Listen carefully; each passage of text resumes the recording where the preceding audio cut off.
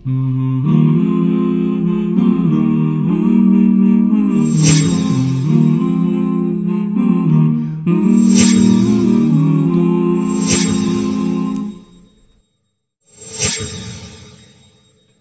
po si Mr. Jimmy Lasaka, galing po ako sa Riyadh.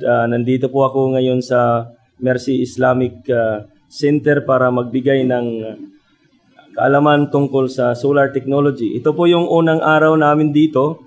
Ang unang araw ay tungkol po sa theory about solar technology. Then ang pangalawang araw po ay tungkol sa hands-on training, yung actual na pagkumpuni ng solar technology para lahat po matuto kung paano ikakabit ang solar electricity sa negosyo at sa bahay natin. Tuloy-tuloy pa po rin ito. Pwede pa kayong humabol mamayang hapon hanggang bukas ng hapon para sa actual na session natin sa solar electricity. Maraming salamat po.